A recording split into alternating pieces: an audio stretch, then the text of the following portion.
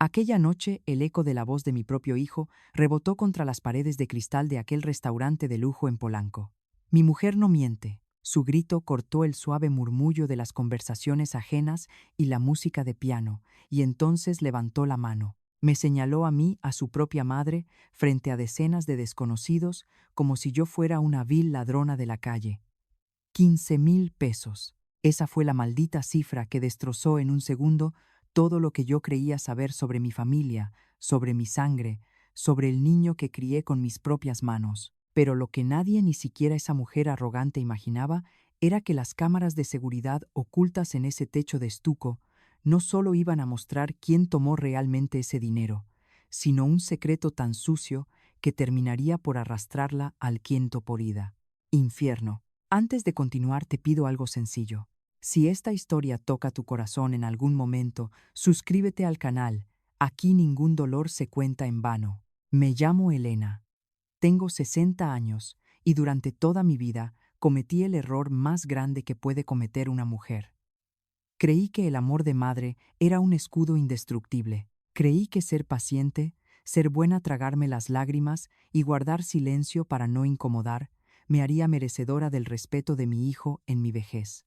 Aquella noche de viernes aprendí de la peor manera que no es así. Todo comenzó 3 semanas antes, cuando Mateo, mi único hijo, me llamó por teléfono con una voz inusualmente emocionada, una calidez que yo no le escuchaba desde hacía años. Mamá Valeria y yo queremos invitarte a cenar, un lugar muy exclusivo para celebrar. Celebrar que mi niño, le pregunté sintiendo esa alegría tibia y estúpida que solo una madre ignorante conoce. Ya te contaremos allá. Solo vístete elegante, mamá. Te vas a sorprender. Colgué el teléfono y mi pecho se infló de una esperanza ridícula. Pensé que tal vez venía un nieto en camino. Pensé que por fin esa muchacha de sociedad me iba a aceptar como parte de su vida, y no como esa sombra incómoda y pobretona que solo toleran en Navidad.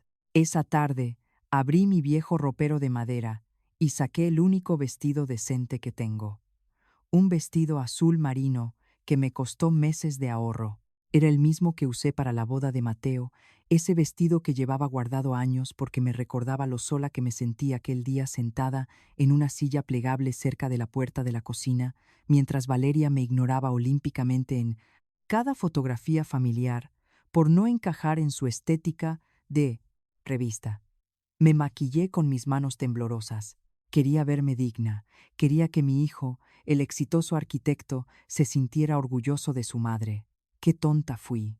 El restaurante estaba en una de las zonas más caras de la ciudad, uno de esos lugares pretenciosos con manteles de lino inmaculado, copas de cristal cortado y meseros de guante blanco que te hablan en susurros como si cada palabra fuera un secreto de estado. Cuando llegué guiada por la anfitriona, vi a Mateo sentado solo en una mesa iluminada por velas, y Valeria, le pregunté mientras le daba la bendición y un beso en la mejilla. «Viene en camino, mamá». «Tuvo que pasar por algo», respondió él, pero su sonrisa no llegaba a sus ojos. Estaba tenso revisando su reloj inteligente cada 30 segundos esperando un mensaje de ella. Valeria llegó casi media hora tarde. Entró al lugar caminando como si el mundo entero le debiera pleitesía, debiendo detenerse para admirarla con su cabello rubio, perfectamente alaciado, un vestido de diseñador ajustado y un bolso de cuero italiano colgando de su antebrazo como un trofeo de guerra. «Perdón, el tráfico estaba imposible», dijo sin una pizca de arrepentimiento en la voz. Se sentó junto a mi hijo, le dio un beso rápido en los labios y luego giró su rostro hacia mí. «Hola, Elena». Ni siquiera un buenas noches, ni siquiera el título de suegra, ni el respeto de un doña, solo mi nombre seco y frío como un témpano de hielo. La cena fue un tormento disfrazado de cortesía. Mateo intentaba llenar los silencios incómodos hablando de sus proyectos mientras Valeria apenas tocaba su ensalada y me miraba por encima de su copa de vino como si yo fuera una plaga. En un momento ella se levantó para ir al tocador. Dejó su ostentoso bolso sobre la silla abierto. Yo ni siquiera lo miré, tomé un sorbo de mi agua mineral y seguí escuchando a mi hijo. Pero cuando ella regresó, la atmósfera de la mesa cambió drásticamente. Valeria se sentó, jaló su bolso de manera brusca, metió la mano y su rostro se desfiguró. «¿Qué pasa, mi amor?», preguntó Mateo alarmado. «Mi dinero», siseó ella con la respiración agitada. Traía 15,000 pesos en efectivo aquí. Los guardé esta mañana. Y no están. Mi corazón dio un vuelco repentino. ¿Estás segura?, preguntó Mateo, agachándose para buscar debajo de la mesa y alrededor de la silla. Claro que estoy segura, Mateo. 15,000 pesos no desaparecen solos. Y entonces Valeria levantó la vista y clavó sus ojos en mí, una mirada afilada directa, sin escrúpulos, como si pudiera ver dentro de mí. Elena, ¿tú viste algo? La pregunta cayó sobre la mesa como un bloque de plomo cayendo en agua quieta. Las palabras se me atascaron en la garganta. Yo no, Valeria, yo no toqué nada. Respondí con un hilo de voz. Es que es muy extraño, continuó ella elevando el tono de voz, a propósito para que los comensales de al lado escucharan. Nadie más se ha acercado a esta mesa mientras yo no estaba. Solo estábamos tú y yo. Bueno, y tú te quedaste sola con mis cosas. El silencio se volvió asfixiante. Miré a mi hijo buscando protección. Mateo me sostuvo la mirada por un segundo, solo un maldito segundo, y en sus ojos vi la duda. Ese fue el primer puñal. Mamá, balbuceó Mateo, frotándose la nuca vacilante e incómodo. ¿Estás segura de que no viste nada? Sentí que el piso de mármol se abría bajo mis viejos zapatos. Mateo, yo no toqué ese bolso, te lo juro. Valeria dejó escapar un suspiro de indignación, llevándose una mano a la frente. No quiero acusar a nadie, Elena, pero mi dinero no está. Si no tienes nada que ocultar, entonces déjame revisar tu bolsa. El restaurante entero pareció quedarse mudo. ¿Qué susurré, sintiendo que las lágrimas de humillación me quemaban los bordes de los ojos? Valeria, esto es humillante, respondí. Fue entonces cuando mi propio hijo, la sangre de mi sangre, el hombre por el que me partí la espalda vendiendo tamales en la calle, explotó. Se puso de pie de un salto con el rostro enrojecido y su voz resonó fuerte y clara en todo el salón. Mi mujer no miente. Todos en el restaurante nos miraron. Mateo extendió su brazo y me señaló con un dedo acusador a mí, a su madre. Si ella dice que falta dinero, es porque falta. Y aquí, la única que pudo haberlo tomado fuiste tú. Ábrela, mamá. Ábrela ahora mismo, por favor. Bajé la mirada hacia mis manos temblorosas. Las arrugas de mi piel parecían vibrar. Una lágrima caliente cargada de la más profunda de las traiciones cayó sobre la mesa. No sentía dolor en el pecho. Sentía un vacío insoportable en el alma. Con una lentitud agonizante tomé mi bolso gastado, abrí el cierre metálico y volqué todo su humilde contenido sobre el mantel blanco. Mis llaves, un pañuelo de tela, mis lentes y un monedero con apenas 200 pesos. Nada más. Valeria removió mis cosas con la punta de sus uñas arregladas, metiendo la mano sin pedir permiso con asco. Al no encontrar sus billetes, se recostó en su silla fingiendo tranquilidad. Bueno, tal vez me equivoqué de lugar. Disculpa, Elena. Su disculpa sonó tan hueca y falsa como su corazón. Mateo ni siquiera me miró. Me puse de pie. Las piernas me temblaban, pero mi orgullo de madre mexicana me sostuvo derecha. Recogí mis cosas en silencio. Mamá, espera, dijo Mateo, pero su voz ya no me importaba. No, Mateo. Ya hiciste suficiente, le respondí sin mirarlo. Caminé hacia la salida con la cabeza en alto, aunque por dentro estaba con el alma destruida. Pero justo antes de cruzar la puerta de cristal, mis oídos captaron algo que me heló la sangre. El joven mesero que nos había atendido, un muchacho de tez morena y cabello oscuro, le estaba susurrando algo al gerente del restaurante mientras me señalaba discretamente. Yo no logré escuchar sus palabras, pero la mirada del mesero me siguió hasta que me perdí en la fría noche de la ciudad.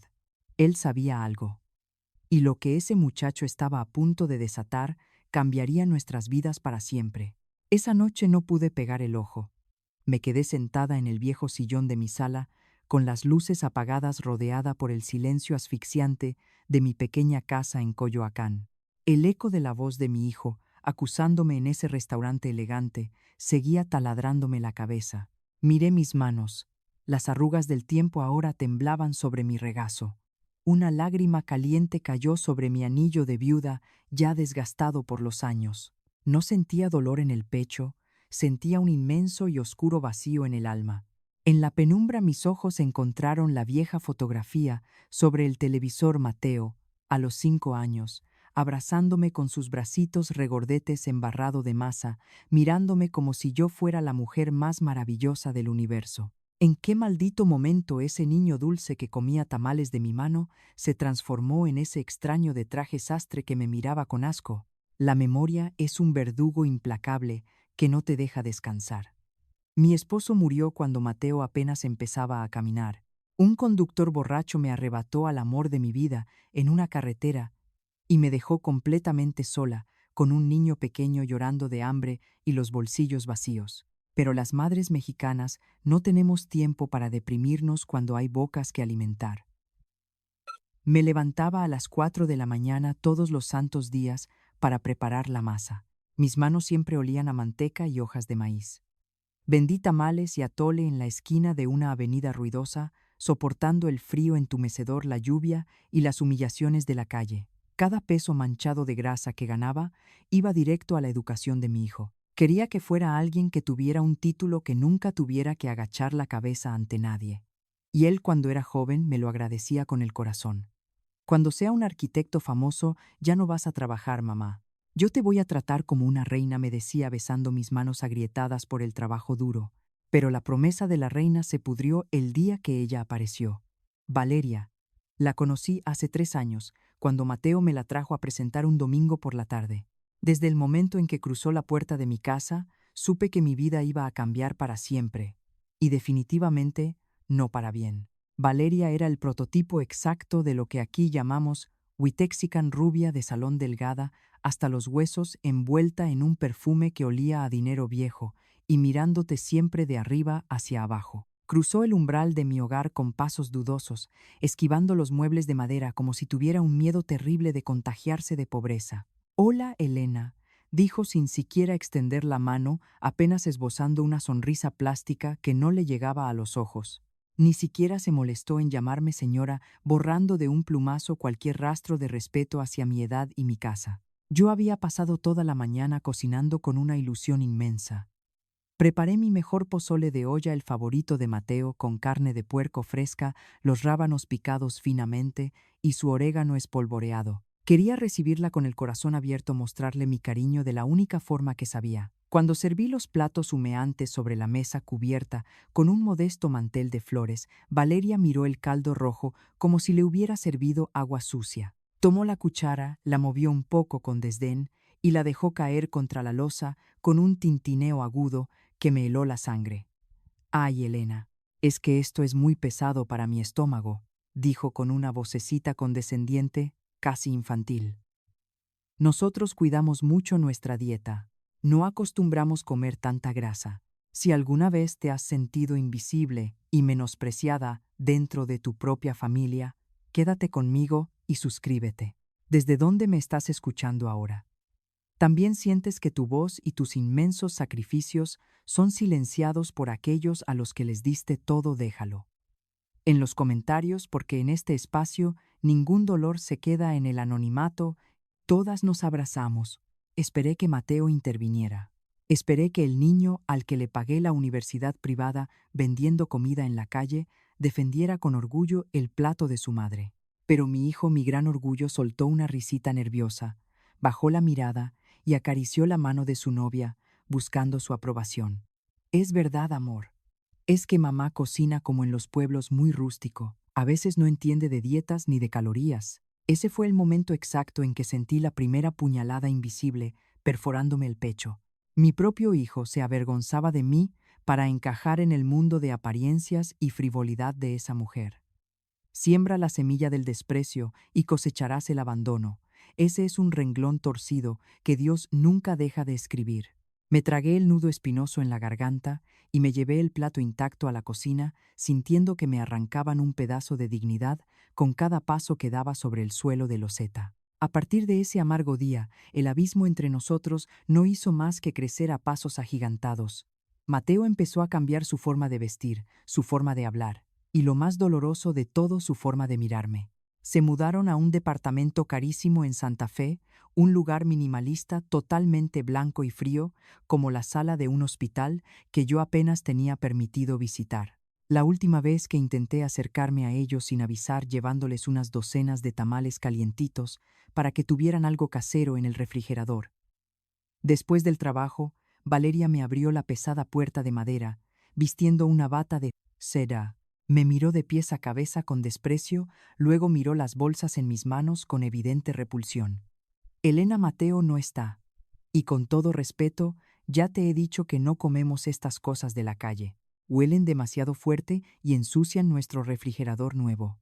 Cerró la puerta casi en mi cara dejándome parada sola en el pasillo elegante, sosteniendo con torpeza la comida que me había costado horas y lágrimas preparar. El dolor se fue acumulando en mi interior gota a gota, desprecio tras desprecio. Yo me fui encogiendo, haciéndome chiquita, volviéndome una sombra para no estorbar en la vida perfecta y de revista de mi hijo. Dejé de llamar por las noches para no interrumpir sus cenas elegantes. Dejé de opinar para no ser tachada de vieja ignorante. Pero nunca, ni en mis peores pesadillas, imaginé que esa mujer de clase alta, la que supuestamente lo tenía absolutamente todo, fuera capaz de acusarme de ladrona frente a un restaurante lleno de gente importante. La grotesca escena de mi bolso viejo volcado sobre el mantel seguía repitiéndose en mi mente como una película de terror que no podía apagar. El rostro iracundo de Mateo señalándome, destruyendo mi honra para defender a la mujer que me pisoteaba por diversión. En la soledad helada de mi sala, el reloj de pared dio las 3 de la madrugada. El frío calaba mis huesos cansados y adoloridos. Mientras limpiaba una última lágrima rebelde de mi mejilla, recordé de pronto la mirada de aquel joven mesero del restaurante, Javier. Había algo muy extraño en la forma en que me miró antes de que yo saliera con la cabeza agachada hacia la calle. Una mezcla inusual de lástima y urgencia profunda. Él sabía perfectamente que yo no había tomado ese dinero. Y si él sabía con tanta certeza que yo era inocente entonces, sabía también a dónde habían ido a parar realmente esos 15,000 pesos. Una chispa de lucidez encendió de golpe mi mente apagada por el llanto. Valeria no había perdido ese dinero por accidente. Valeria lo había ocultado a propósito. ¿Pero para qué? ¿Para humillarme simplemente frente a Mateo? ¿O para esconder algo mucho más oscuro y perverso que estaba ocurriendo a nuestras espaldas? Aún no lo sabía, pero el teatro impecable de la niña rica estaba a punto de desmoronarse, por completo sobre sus propios tacones de diseñador. El tiempo tiene una forma muy cruel y despiadada de enseñarte que sobras en la vida de quienes más amas. Después de aquel humillante episodio del pozole, el silencio se instaló en mi humilde casa de Coyoacán como un fantasma pesado y asfixiante. Mi teléfono dejó de sonar por las noches.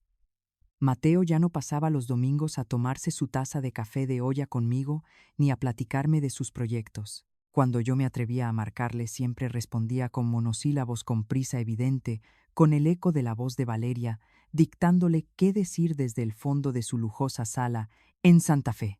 Una tarde, desesperada por la fría distancia, le pregunté con el corazón en la mano si había hecho algo mal. Su respuesta fue una bofetada con guante blanco, que me dejó sin respiración. Mamá, es que Valeria dice que eres demasiado absorbente y dramática. Tienes que entender que ahora mi prioridad es ella, y nuestro círculo social, no tus chantajes de abandono. Chantajes de abandono.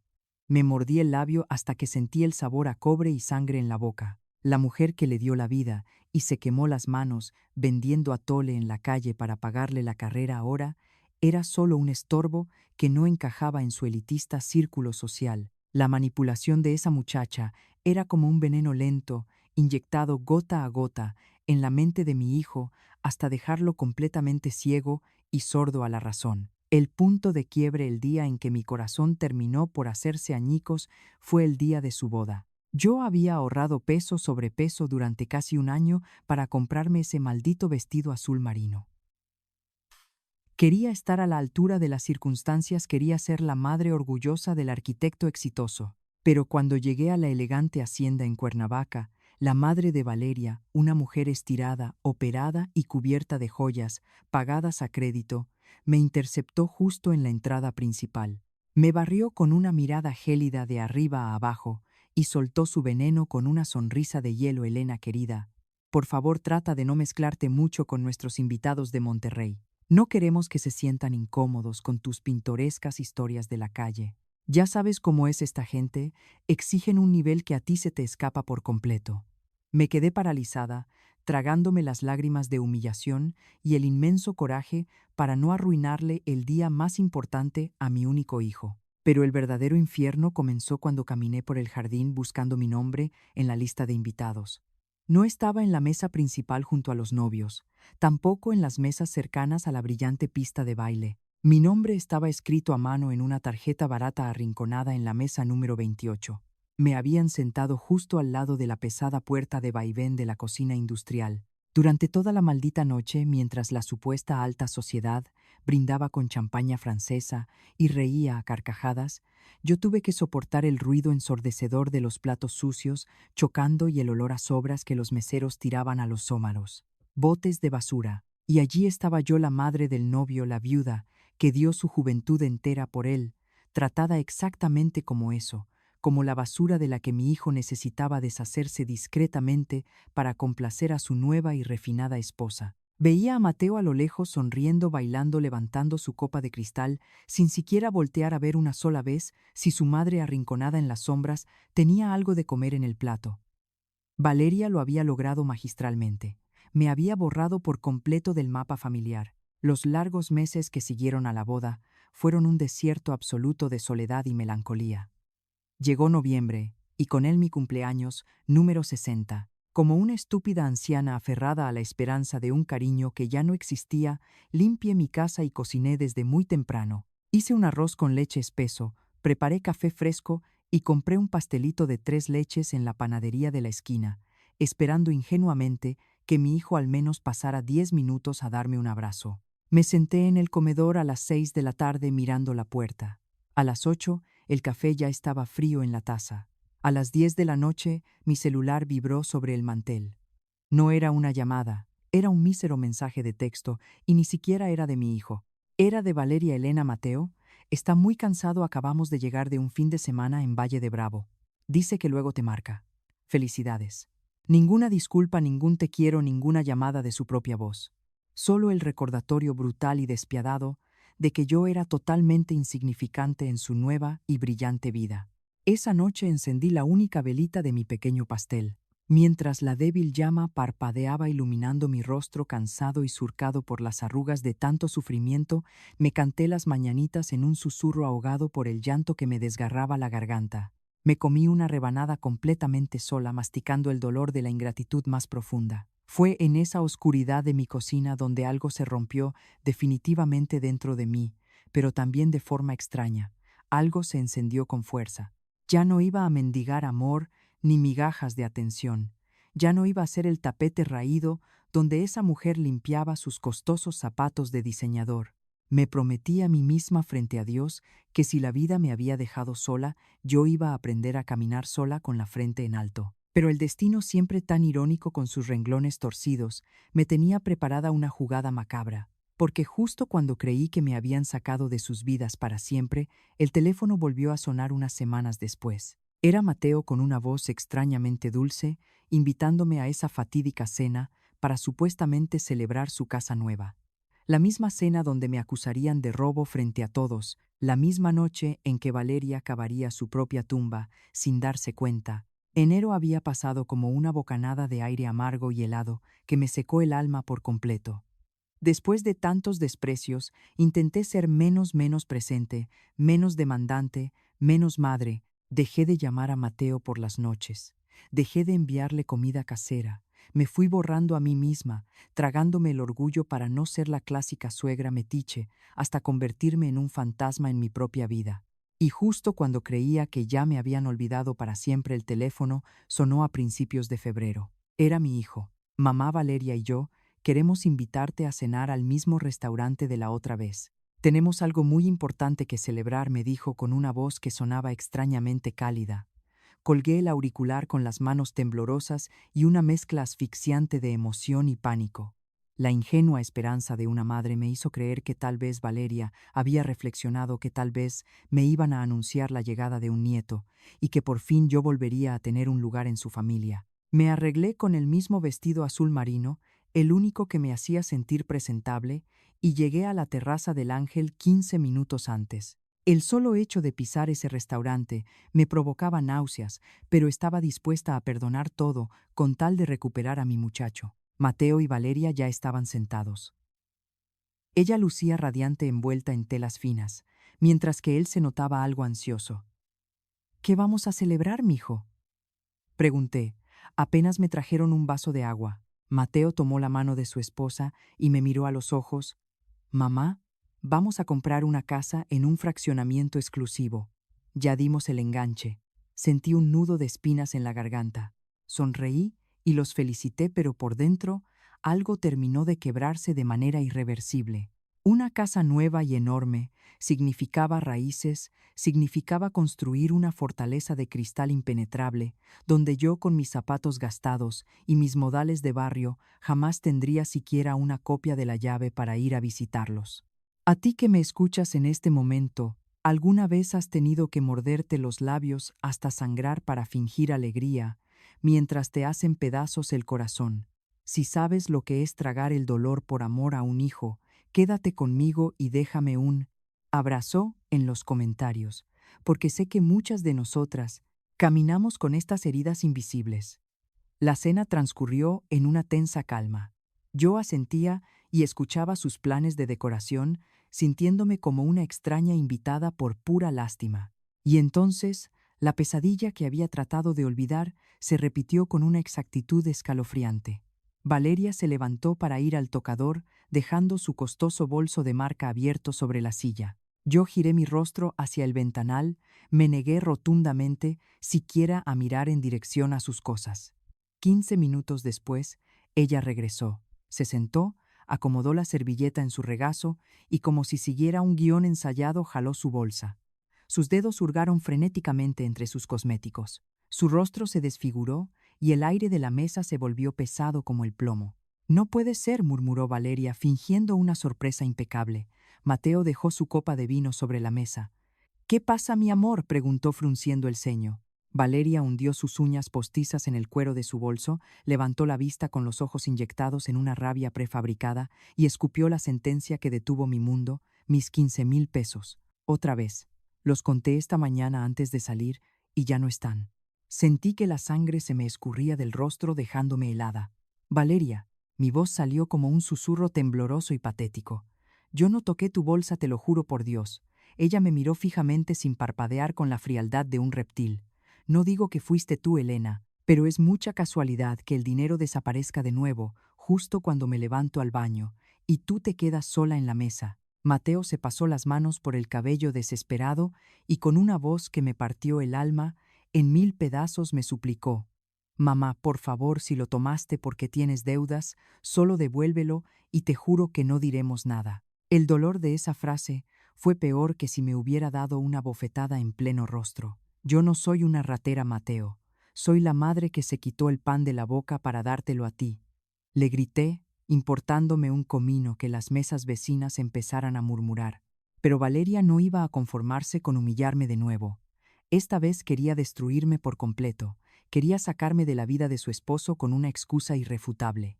Levantó la mano con arrogancia y llamó al gerente del restaurante. «Quiero hablar con usted en privado ahora mismo», le ordenó al hombre de traje oscuro que llegó a nuestra mesa. No le bastaba con acusarme. Quería crucificarme frente a mi hijo con pruebas, exigiendo a gritos que llamaran a la policía si era necesario. Quería hundirme en la miseria absoluta sin saber que al exigir eso estaba a punto de cavar su propia tumba. Nos llevaron a la pequeña oficina del gerente detrás de las puertas de la cocina. El silencio allí dentro era denso, cortante como una navaja. Valeria exigió con voz estridente: «Quiero que revisen las cámaras de seguridad del comedor. Quiero ver quién se acercó a nuestra mesa. Y si no me las muestran, los demandaré por encubrir a una ladrona».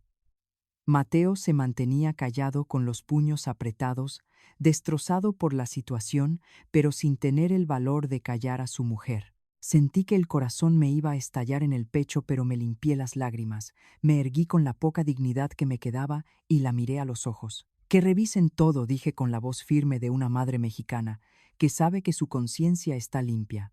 «Que busquen hasta en el último rincón». El gerente, visiblemente incómodo, asintió y mandó a llamar al encargado de seguridad y al joven mesero que nos había atendido, aquel muchacho llamado Javier, que me había mirado con lástima meses atrás. Las pantallas de las cámaras se encendieron frente a nosotros, y lo que estábamos a punto de presenciar no iba a mostrarme a mí robando billetes.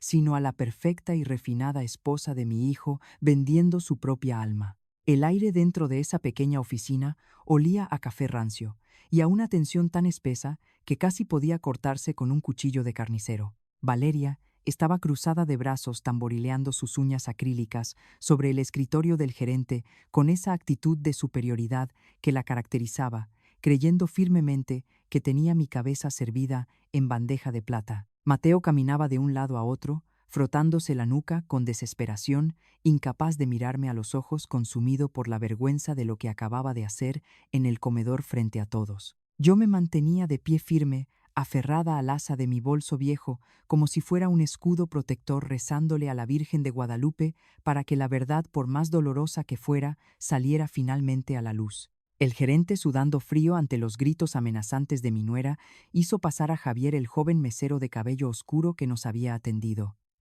El muchacho entró temblando, jugueteando nerviosamente con el borde de su mandil negro. Valeria lo fulminó con la mirada y le exigió con voz chillona que confirmara que nadie más se había acercado a nuestra mesa. Pero el muchacho tragó saliva, miró a mi hijo con una mezcla de compasión y terror, y soltó la frase que hizo que el tiempo se detuviera por completo. Señor, no fue su mamá quien tomó el dinero. El silencio que siguió a esas palabras fue absolutamente ensordecedor. ¿Qué estás diciendo, imbécil?, siseó Valeria, perdiendo de golpe toda esa finura y educación de la que tanto alardeaba. ¿Estás mintiendo? Seguramente, esta señora de barrio te pagó para encubrirla. Javier negó con la cabeza, enérgicamente retrocediendo un paso para protegerse de su furia. No, señora, yo lo vi todo, y no solo hoy, también hace 3 meses, la noche de la cena anterior. Me quedé con la gran duda cuando vi a la señora mayor salir llorando del restaurante, así que revisé todo con mis propios ojos en las pantallas. El rostro de Valeria perdió el color en un instante, volviéndose más blanco que la loza fina de nuestra mesa. La verdad libera, pero el camino para alcanzarla está lleno de espinas afiladas.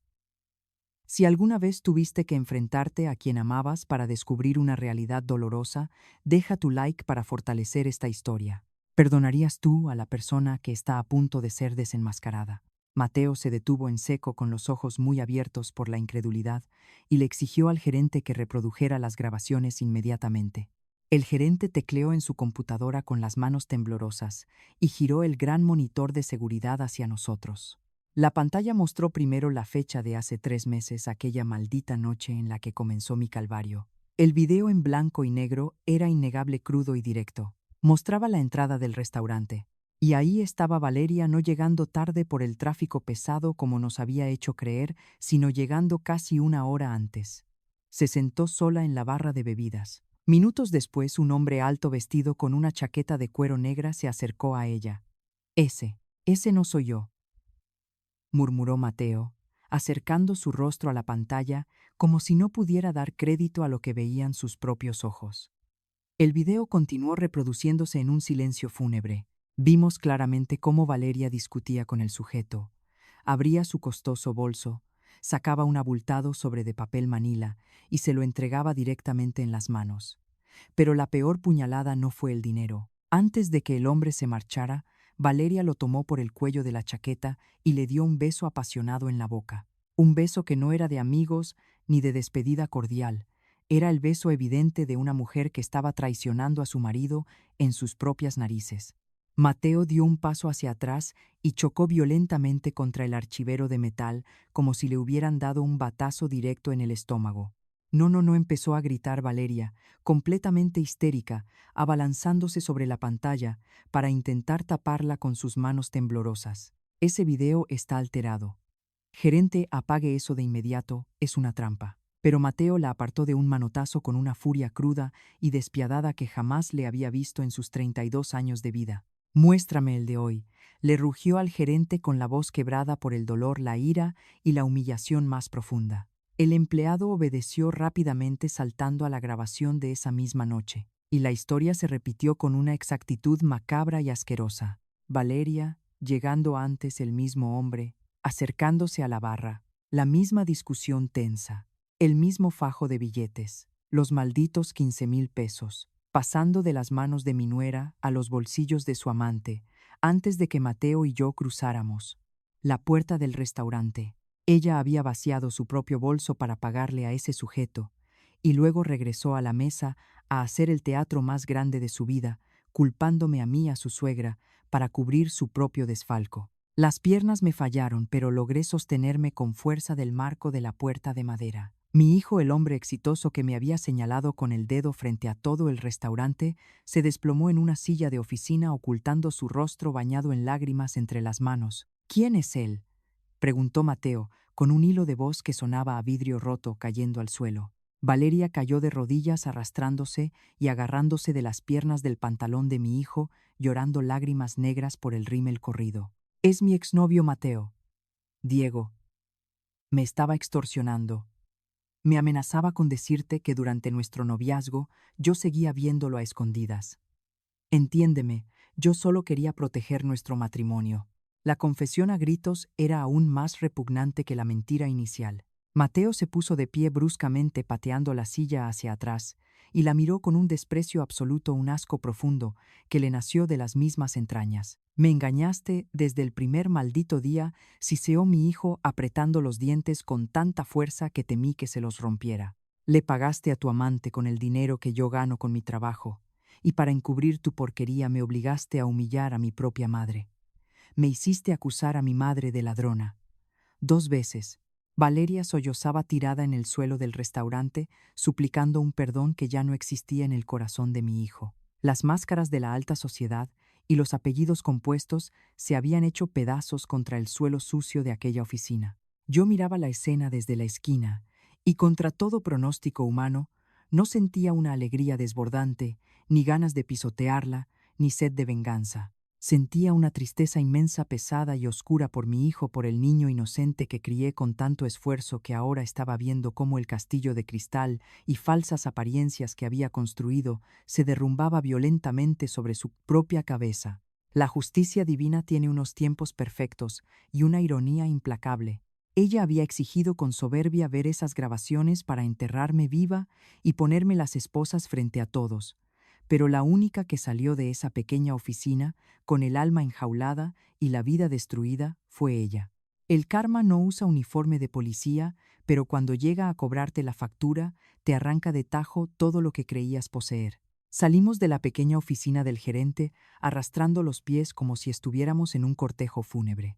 El pasillo que conectaba la cocina con la salida principal del restaurante parecía un túnel infinito y asfixiante. Valeria caminaba detrás de nosotros, sollozando y suplicando en voz baja para no arruinar su inmaculada reputación frente a los comensales adinerados que aún cenaban ajenos a nuestra tragedia. Cuando las puertas de cristal se abrieron de par en par dejando entrar la brisa helada de la madrugada chilanga, Mateo se detuvo en seco. Ella intentó aferrarse a la manga de su saco de diseñador, pero mi hijo se sacudió su toque con una repugnancia visceral, como si un insecto venenoso se le hubiera trepado al brazo. «No me toques», le gritó con una voz tan ronca y cargada de asco que hizo eco en el concreto del estacionamiento. El valet parking se quedó congelado con las llaves en la mano. Valeria, desesperada, con el rímel manchando sus mejillas perfectas, intentó jugar su última carta de manipulación barata. «Mateo, por favor, piensa en nuestra casa nueva, en nuestra familia, en todos los planes que tenemos». «¿Cuál familia?», estalló mi hijo, y el grito me atravesó el pecho, porque no era de enojo, era el aullido de un hombre al que le acaban de arrancar el corazón en vida. «La familia que construiste besándote con tu exnovio mientras yo me partía el lomo trabajando. ¿O la familia en la que conviertes a mi propia madre en una ratera para pagar tus miserables chantajes?» Valeria retrocedió como si le hubieran dado una bofetada física. Ya no había rastro de la niña rica e intocable. Ahora solo era una mujer acorralada por sus propias mentiras. Intentó balbucear que estaba confundida, que Diego la obligaba, que el beso de la cámara no significaba absolutamente nada. Pero las palabras de mi hijo cortaron el aire frío como una navaja oxidada. «El teatrito se te acabó hoy, Valeria. El matrimonio se terminó, la casa se cancela, y no quiero volver a ver tu maldita cara en lo que me resta de vida». Le arrebató las llaves al acomodador de autos, abrió la puerta del copiloto para mí y me hizo entrar. Dejamos a esa mujer tirada de rodillas sobre el pavimento, llorando a gritos, rodeada de los autos de lujo que tanto adoraba, pero más sola y miserable que nunca. El trayecto en el auto hacia mi pequeña casa en Coyoacán fue un sepulcro sobre ruedas. La Ciudad de México pasaba por la ventana como un borrón de luces amarillas y calles vacías. Yo miraba el perfil de Mateo apretando el volante hasta que los nudillos se le pusieron blancos. Mi alma de madre estaba librando la batalla más cruel e intensa en el interior de mi pecho.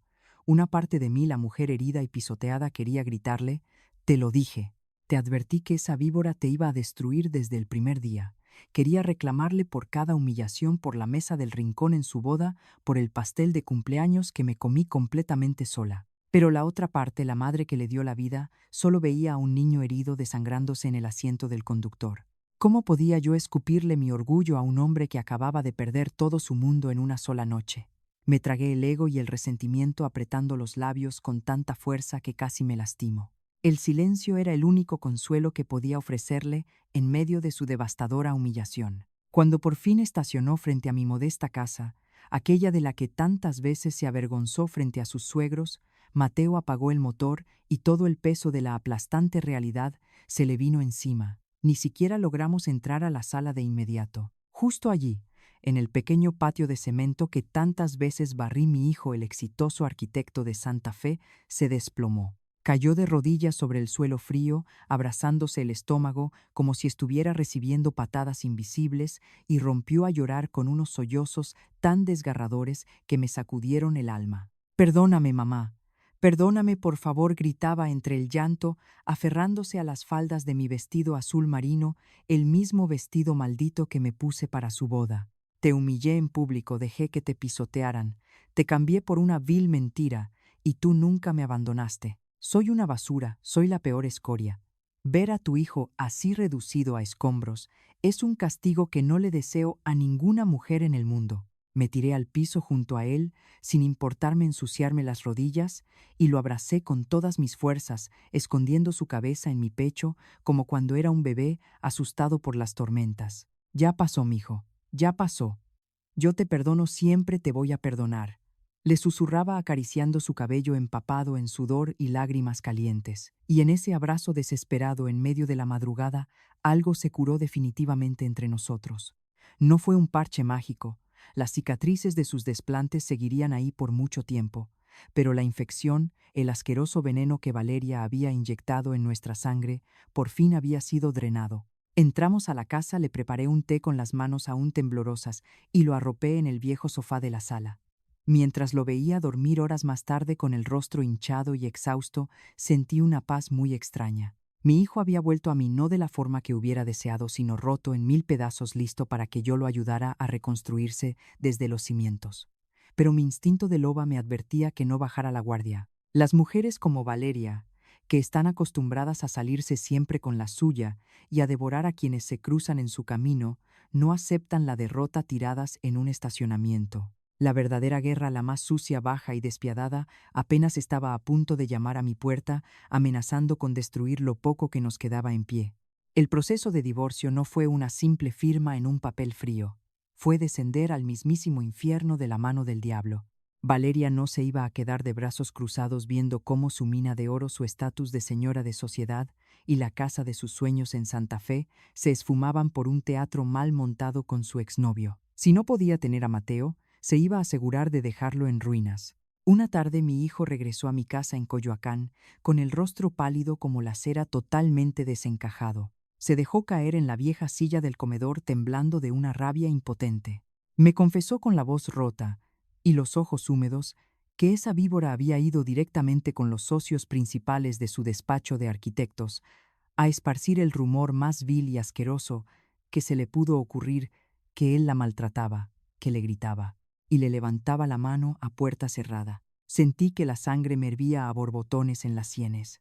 Acusar a mi hijo de golpeador cuando él ni siquiera era capaz de matar una mosca. El cinismo de esa mujer no conocía límites terrenales. Su jefe lo había llamado a la oficina para pedirle explicaciones detalladas sobre su conducta, poniendo en la cuerda floja un ascenso vital por el que Mateo había sudado sangre durante 5 largos años. Yo me mordía los nudillos de pura impotencia, luchando ferozmente contra el instinto animal de ir a buscar a esa escuincla caprichosa para arrastrarla por las calles. Y el infierno no se limitó al terreno laboral. Valeria se dedicó a llamar por teléfono a todos sus amigos en común, llorando a mares haciéndose la mártir inmolada. Les vendió el cuento barato de que yo era una suegra metiche, una bruja manipuladora, que le había lavado el cerebro a mi hijo por pura envidia de su juventud y su clase social.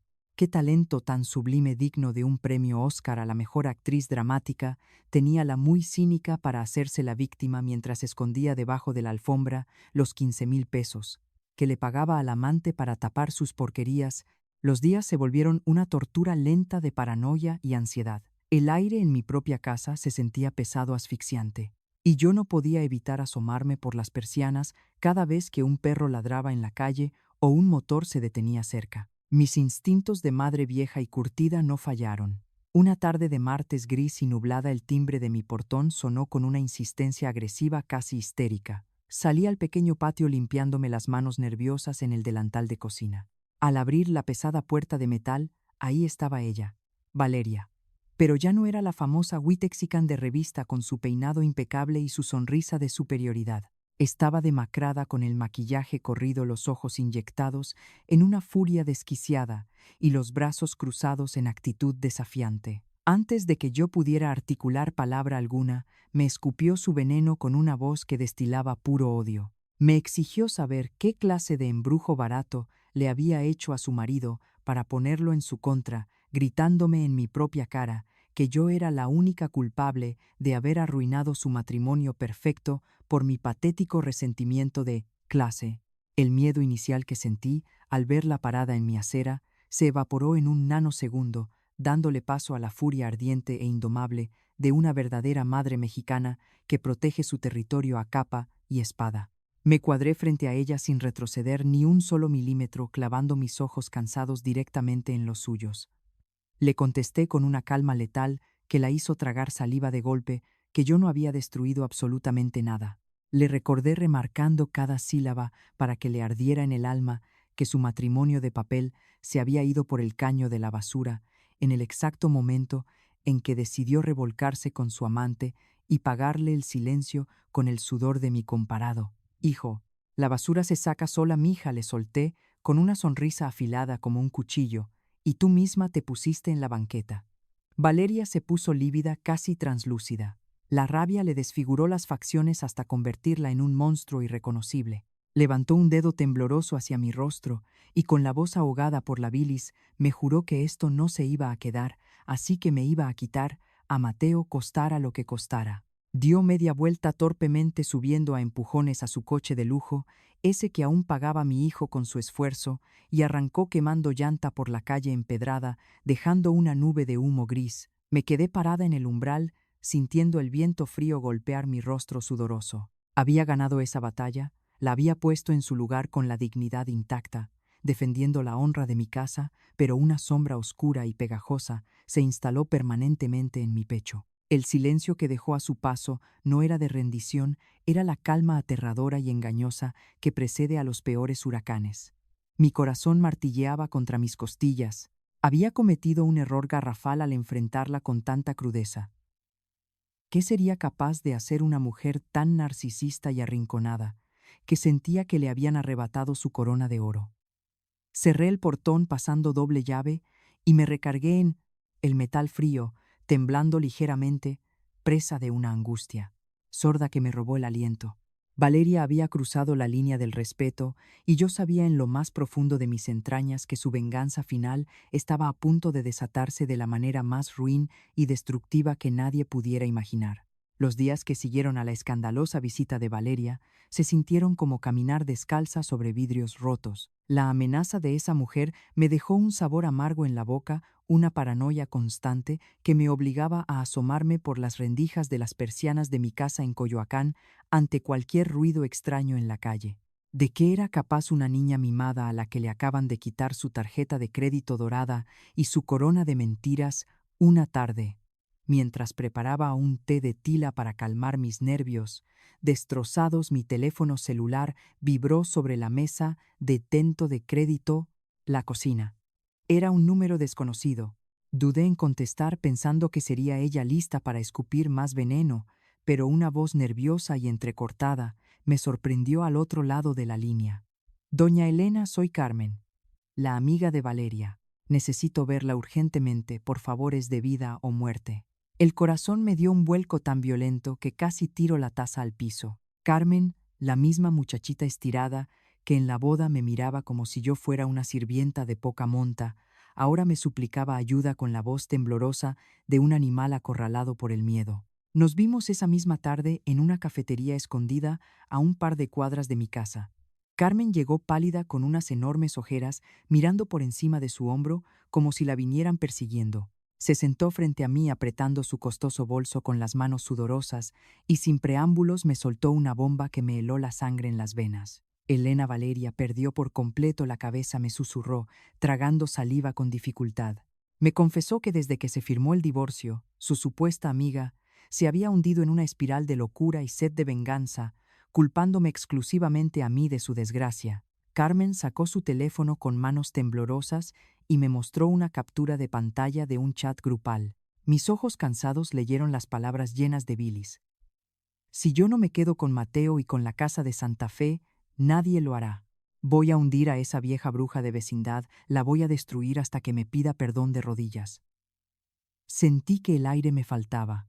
La muy cínica, después de haber engañado a mi hijo en sus narices y robarle, tenía el absoluto descaro de llamarme vieja bruja de vecindad y planear mi ruina como si yo fuera la villana de su patética telenovela. Carmen me explicó con los ojos llenos de lágrimas de genuino terror que Valeria estaba contactando a gente de muy dudosa calaña para fabricar pruebas falsas en mi contra, o incluso hacerme daño físico para obligar a Mateo a regresar con ella, movido por la culpa y la tragedia. Me dio miedo doña Elena. Valeria ya no es la persona que yo conocía. El rencor la enfermó.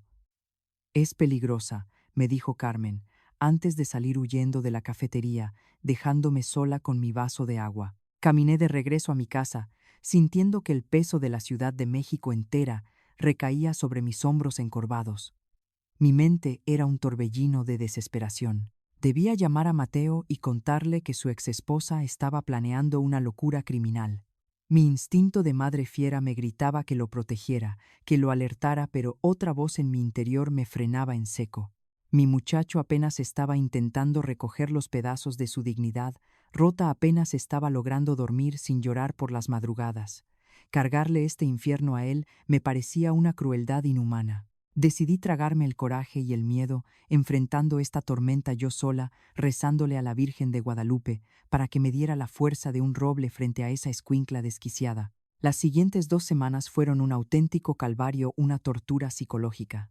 Me volví una prisionera en mi propio hogar. Puse candados nuevos en el portón, aseguré las ventanas de herrería y apenas salía al mercado por pánico a toparme con ella. Una noche de lluvia el terror se materializó ante mis propios ojos. Vi un auto sedán gris oscuro con los vidrios completamente polarizados estacionado justo frente a mi zaguán durante más de 3 horas. La silueta en el interior no se movía, solo observaba mi puerta. Llamé a la policía con las manos temblando tanto que apenas podía marcar los números de emergencia, pero la operadora me respondió con esa clásica burocracia que tanto duele en nuestro país. Señora, si no le han hecho daño directo o no hay un allanamiento en proceso, no podemos mandar una patrulla solo, porque un coche está estacionado en la vía pública. Colgué el teléfono sintiendo una impotencia brutal, una rabia ardiente que me quemaba las entrañas. Tenía que esperar a que esa loca me hiciera algo para que la justicia me escuchara. Me pasé la noche entera en vela, sentada en la oscuridad de mi sala con un pesado palo de madera en la mano dispuesta a defender mi vida y mi honra a palazos. Si esa niña rica se atrevía a cruzar el umbral de mi casa. Pero la justicia, esa justicia divina, en la que siempre he creído fervientemente, no necesita patrullas sirenas ni expedientes judiciales para ejecutar su sentencia implacable. El jueves por la mañana, cuando los primeros rayos del sol iluminaron, Coyoacán, el sedán gris, había desaparecido. El silencio en la calle era profundo, casi irreal. Y entonces mi celular sonó rompiendo la calma de golpe. Era Mateo. Su voz no denotaba pánico, sino una conmoción profunda, un tono lúgubre casi anestesiado. «Mamá, me acaban de llamar del hospital», me dijo haciendo una pausa que se me hizo eterna. «¿A quién le pasó algo, mijo?».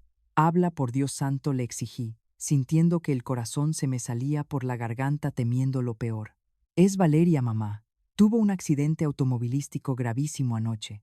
El mundo entero dejó de girar por una fracción de segundo. Mateo me explicó con la voz temblorosa de quien acaba de presenciar un designio aterrador que Valeria iba conduciendo su lujoso coche, el mismo que mi hijo seguía pagando con su esfuerzo a exceso de velocidad. Iba completamente cegada por un ataque de furia descontrolada, perdió el control en una curva mojada por la lluvia y terminó estrellándose brutalmente de frente contra un poste de concreto. Las autoridades de tránsito encontraron en su teléfono celular la ruta trazada en el GPS que había quedado encendido en el tablero destrozado. Se dirigía exactamente hacia mi dirección. Venía a mi casa. Iba a ejecutar su enfermiza venganza contra mí en medio de la madrugada, dispuesta a hacerme pagar con sangre por su propia ruina moral. Pero el karma es el único juez que no acepta sobornos ni compadrazgos. Está viva mamá, pero me dicen los doctores que las lesiones son irreversibles. Se destrozó las piernas y su rostro. Su rostro quedó muy mal. Requerirá muchas cirugías, susurró Mateo aún en un estado de shock profundo. Colgué el teléfono lentamente dejándolo sobre la mesa y me dejé caer de rodillas frente a mi pequeño altar iluminado por veladoras. No sentí alegría por su desgracia. No, las verdaderas madres no celebramos la tragedia humana ni bailamos sobre la tumba de los caídos. Sentí un asombro reverencial, un escalofrío helado recorriéndome la espina dorsal. Valeria, en su soberbia infinita, cavó su propia tumba. Su odio enfermizo la consumió por dentro hasta hacerla pisar el acelerador directo hacia su propia destrucción. El que la hace, la paga, y Dios, en su infinita y misteriosa sabiduría, siempre escribe derecho con renglones torcidos.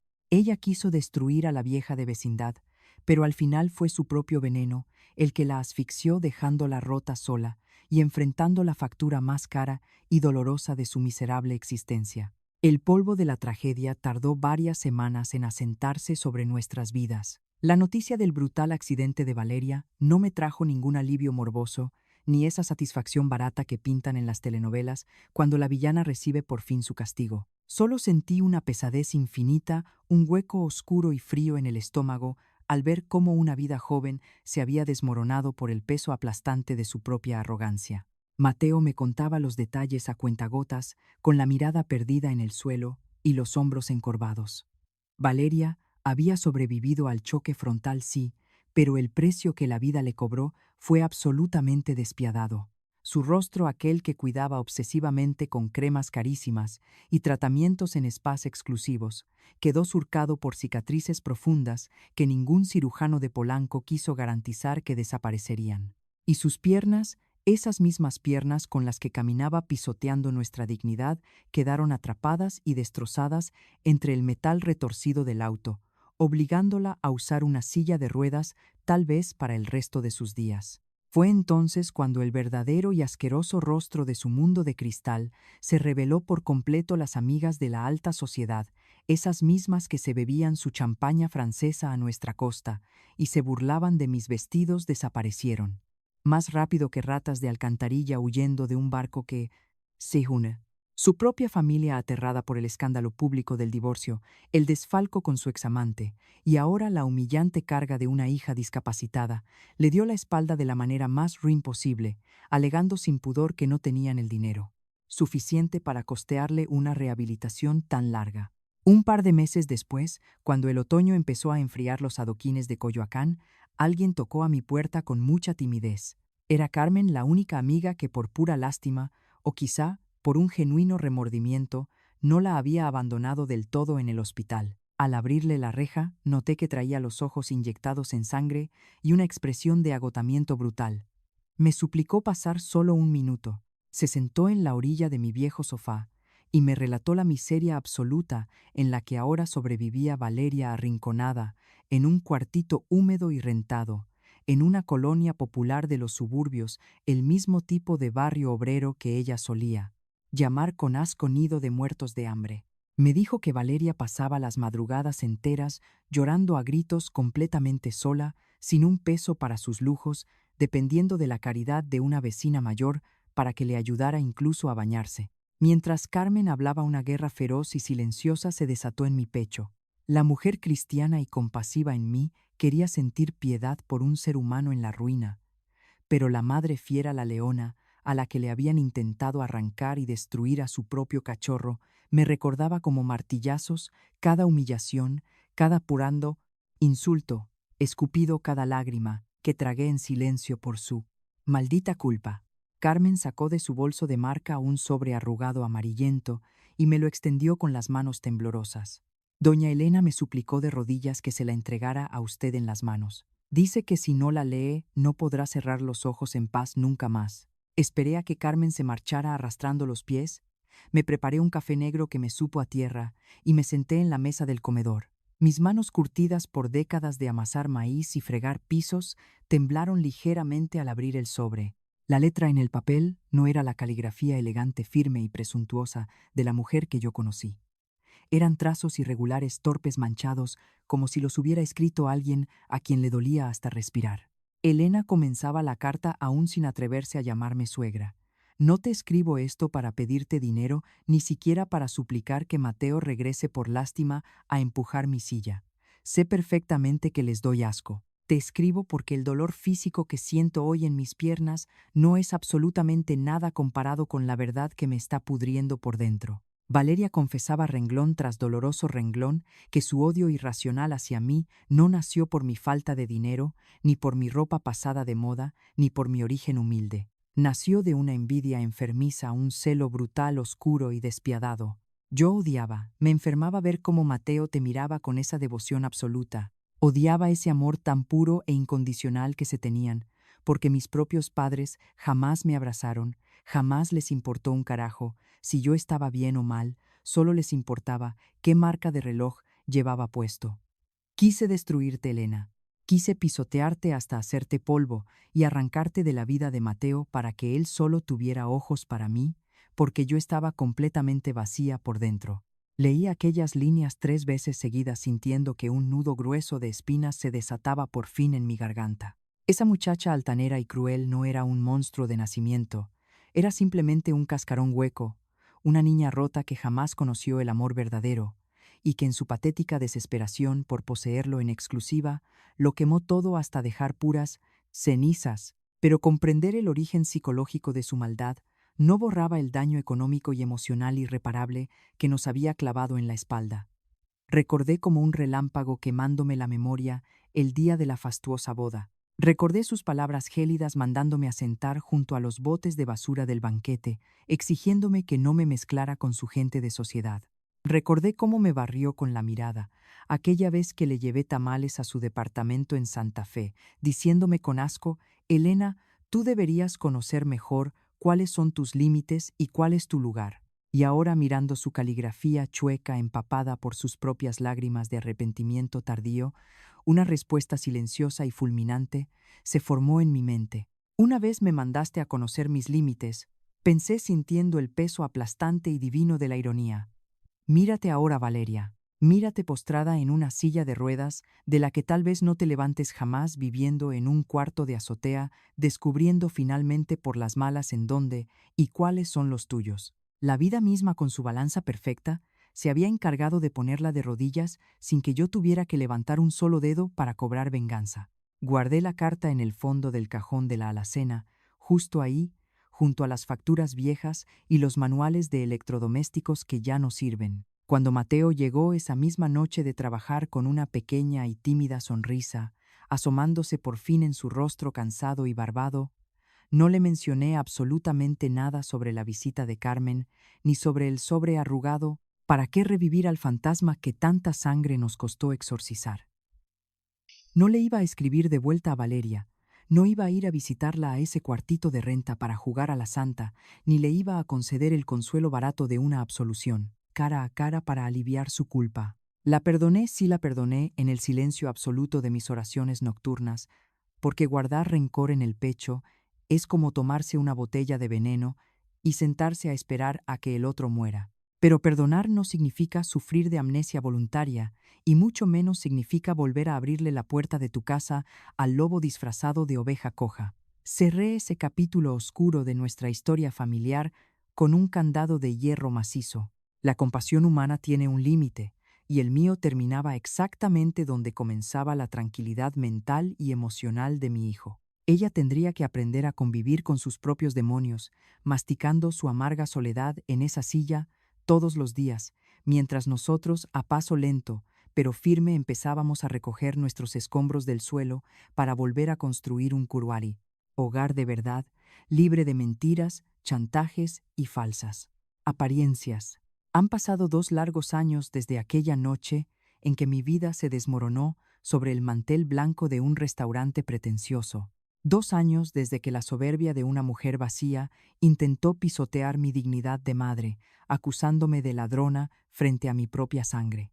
El tiempo, dicen, los viejos de mi barrio, es el único juez que no acepta sobornos ni compadrazgos, y vaya que tenían toda la razón. A veces, mientras barro el pequeño patio de mi casa en Coyoacán, me detengo a pensar en aquella víbora venenosa que nos destruyó la paz. Recuerdo sus palabras cortantes llenas de asco diciéndome que yo no encajaba en su mundo de cristal. ¡Qué ironía tan divina y justiciera! Hoy, su mundo de cristal son las 4 paredes de un cuartito de azotea atada a una silla de ruedas, mientras que mi mundo, el humilde mundo que ella tanto despreciaba, está más lleno de luz y de vida que tú adorarás. Nunca. La venganza no sirve de nada porque el universo mismo se encarga de escupirle en la cara a los que caminan por la vida aplastando a los demás. Hoy es domingo, mi día sagrado de la semana. Desde muy temprano me levanté a tostar los chiles y las semillas para preparar mi mole de olla, ese mismo platillo que a Valeria le provocaba arcadas y que alguna vez se atrevió a decir que olía a miseria y a manteca barata. Escucho el timbre del zaguán y el corazón me da un brinco de pura alegría. Al abrir la pesada puerta de metal, ahí está mi Mateo. Ya no es el hombre tenso, demacrado y vestido con trajes asfixiantes para impresionar a una sociedad de plástico. Viene en jeans con una sonrisa amplia y sincera que le ilumina el rostro cansado. Junto a él está Andrea, su nueva esposa. Andrea es una muchacha sencilla, maestra de primaria, con el cabello castaño recogido en una trenza y un corazón que vale su peso en oro puro. Y en los brazos de Andrea, envuelta en una cobijita amarilla, está mi nieta Sofía.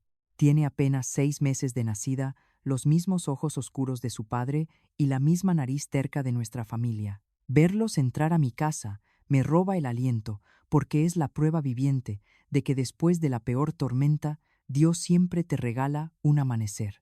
Nos sentamos a la mesa del comedor, la misma mesa de madera vieja, donde tantas veces lloré a solas. Sirvo los platos humeantes, y Andrea respira profundo cerrando los ojos. Doña Elena, este mole huele a gloria. Por favor, tiene que enseñarme a hacerlo para consentir a Mateo, me dice con una humildad tan genuina que me hace un nudo en la garganta.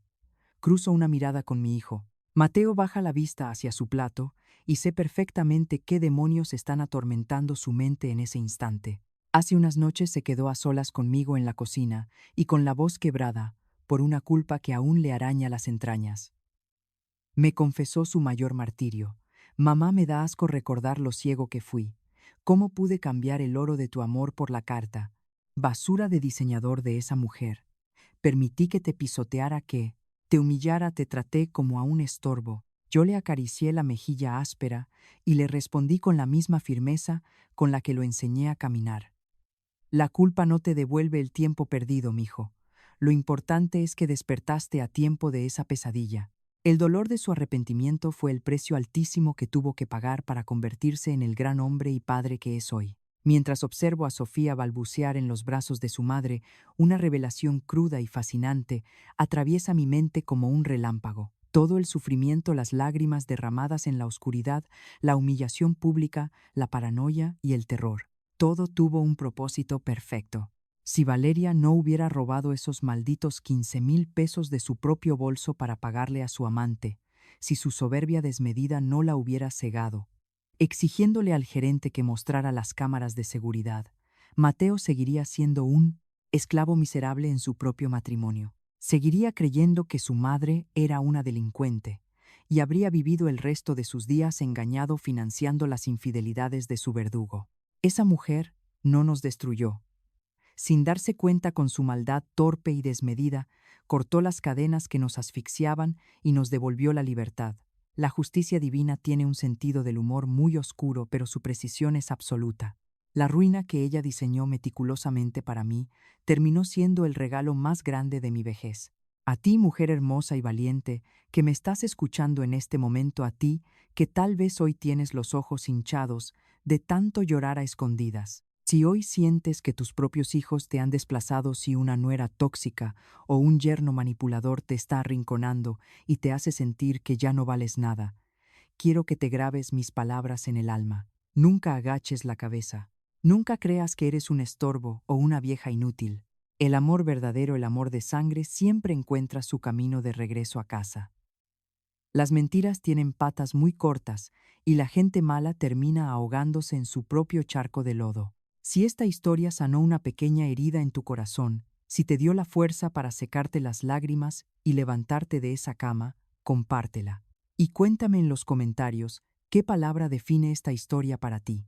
Tu voz es muy importante para nuestra comunidad y recuerda siempre el diamante más brillante se forja aguantando la peor presión. La historia y los personajes presentados en este relato son obras de ficción creadas exclusivamente con fines de entretenimiento.